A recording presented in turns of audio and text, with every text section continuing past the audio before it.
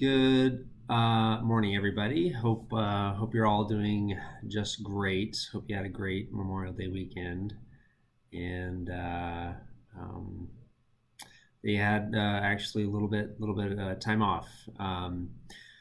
So I normally obviously like to post these on Monday, and I'm supposed to, but yesterday just got away from me. So we had baseball all weekend, and including yesterday. So it was quite a packed weekend, but we had a good time. Good weather here in Denver. This morning I woke up about 3:30 to some significant thunderstorms and hail, but up until then the weather's been great. So anyways, so we are now into week 4. Well on our way into the kind of the heart of this class. Wanted to recap a couple of things from last week first, and then talk a little bit about medical records and privacy security sort of things to go along with our discussion question for the week.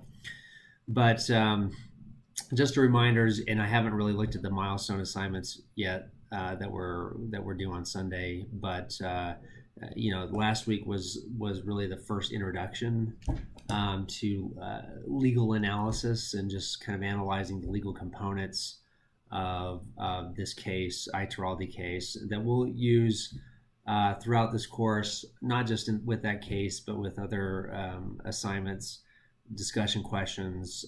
For example, this week will be an important discussion question in which you'll utilize that method of legal analysis that we've discussed. And so just to recap that, you'll see in your textbook it discusses the IRAC method, very common form of legal analysis, method of legal analysis that I learned in law school, very, very common.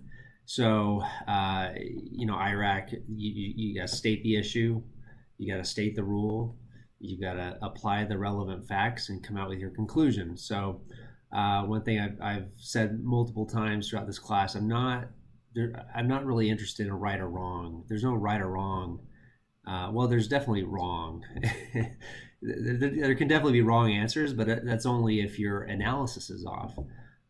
So if you cite the wrong rule or you don't apply the relevant facts, that's when you can come out with an incorrect conclusion. So, but I'm not so concerned about the conclusion as I am the analysis itself. So, for each thing that you need to analyze, if for example, with a malpractice case, you're looking at the different elements. We know that there are 4 elements.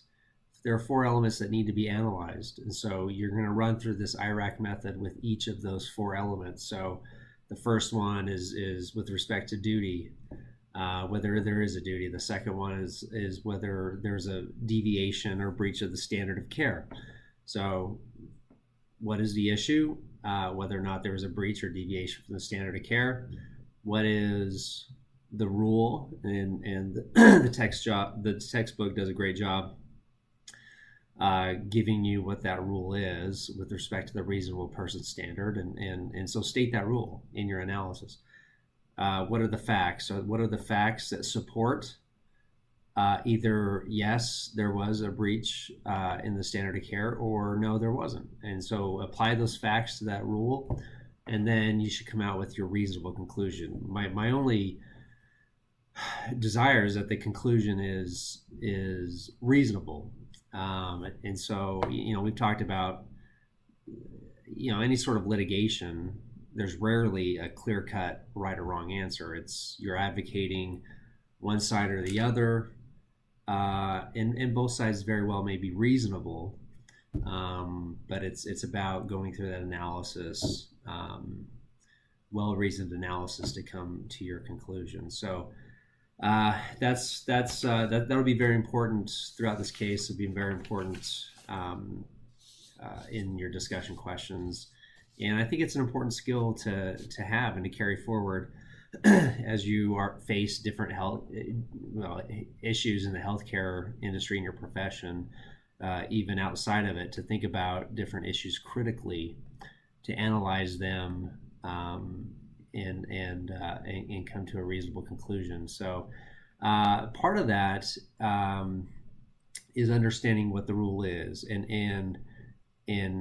important piece of that is understanding what words mean. And so, what do you have terms that are defined? If so, what are the definitions? And if those definitions play into the analysis, that needs to be factored in. Great example of this is the discussion question this week, which is definitely my favorite discussion question because it forces you to really think about the analysis.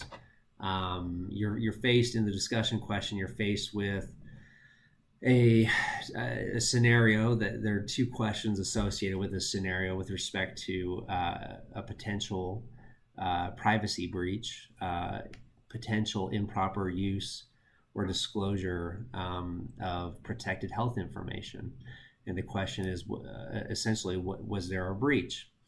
And so one thing I will warn you, and it's the same warning that I give to every one of these classes that I teach, and some listen to that warning and some don't. But it's very important for you to think about what the term breach means. So does breach mean anytime protected health information is used or disclosed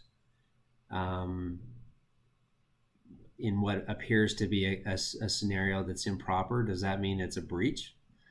If so, what are the implications of that? Are there reporting obligations? Are there potential penalties or sanctions? Are there exceptions to when the facts may not be considered a breach? Are there factors to consider? What is the definition of breach, essentially? So I'm gonna post a link and try to make this pretty easy for you in terms of understanding what breach means.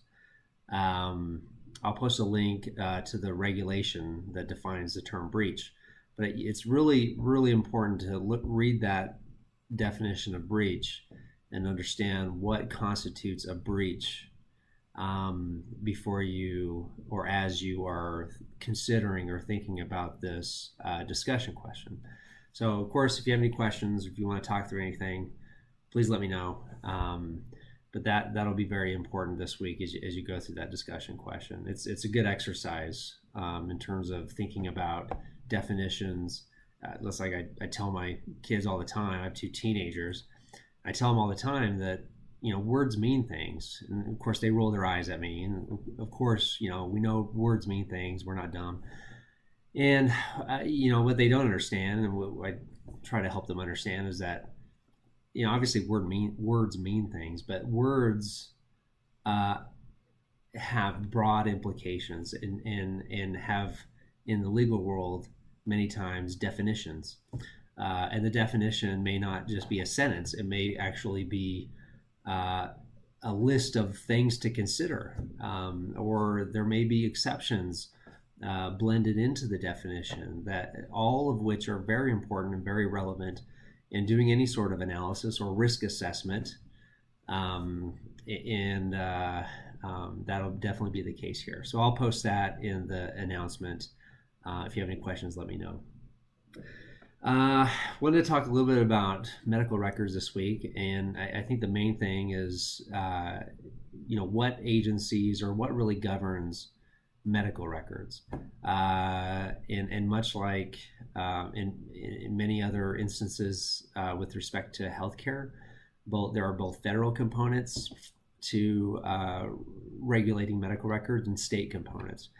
So the most common, I'm sure you're all familiar with, and I'm sure if many of you work, if not all of you work in the some sort of clinical capacity, you're all required probably to go through HIPAA training every year. So HIPAA is a federal law that was enacted in 1996 that has three components. First component is the privacy rule, which really regulates the proper and improper use and disclosure of protected health information. And protected health information is another term that is defined. And many times a question will come up when I'm working with clients whether or not certain information is considered protected health information. Is it information that could reasonably identify the patient? Is the HIPAA regulates covered entities. So is the entity a covered entity under HIPAA, thereby requiring them to comply with HIPAA rules and regulations? The second component is the security rule. And so this is more of an IT aspect of HIPAA and medical record regulation, but it requires certain standards for data security. If you're familiar with that at all, then you'll know that the process and procedures that they must covered entities must comply with in order to properly protect, sometimes encrypt, protected health information. The third component is the enforcement rule. Hopefully that a covered entity sufficiently complies with the privacy and security rules so they never have to deal with the enforcement rule. You can go to the Health and Human Services website. The arm of HHS that governs and regulates HIPAA is called the Office of OCR, Office of Civil Rights, and you can go and see all the different penalties and sanctions that they've assessed. There was a multi-million-dollar one not too long ago against Anthem, which I think at the time probably still is the largest fine with respect to improper use or disclosure or some sort of breach of protected health information. So that's sort of the federal side. The state side, well, along with the HIPAA, I mean, you have rules and regulations related to access, notice of privacy practices, what you can and can't charge a patient in terms of copies of medical records, corrections to medical records, and just a litany of patient rights with respect to medical records. Some of that is mirrored under state law. So every state has its own set of medical records laws, many of which have privacy laws. Many of those mirror HIPAA. Some do not. Some states do not necessarily mirror HIPAA. In fact, HIPAA will preempt any state law with respect to medical records, privacy, security of medical records, unless the state law is more stringent, meaning it's the state law. If the state law is more restrictive, more onerous, more stringent, then the state law rule will prevail, and HIPAA will not preempt it. So some states have privacy rules that are more strict, in which case the healthcare providers, insurance companies, things like that will be required to comply with the state law. Other medical records related issues that are governed by state law will also be access. Record retention. HIPAA does not necessarily have a record retention rule. That will be governed by state law. Some state laws have a 10-year rule past the age of majority. Some have 15 years. It just depends from state to state. Medical records laws, state medical records laws may include where you can store those medical records. So if a hospital, or if more commonly a physician practices, someone's retiring or they're just shutting down, there are certain notice requirements normally under state law where you have to notify the patients of that group, of that practice, let them know that they're shutting down, and then letting them know where their records will be stored through the record retention laws, and then you have to provide that notice to the state. So those are some things. One couple things to keep in mind. Well, I guess the primary thing would be there are a lot of nuances with respect to state and federal medical record laws that we could discuss, but those are the important things. Just giving you a high level overview. The other important piece is that HIPAA does not have a private right of action, cause of action, meaning if you are a patient, your protected health information was somehow improperly used as part of a massive breach, whatever it may be, uh, you don't have the right under HIPAA to sue the healthcare provider or whoever caused the breach or the improper use or disclosure.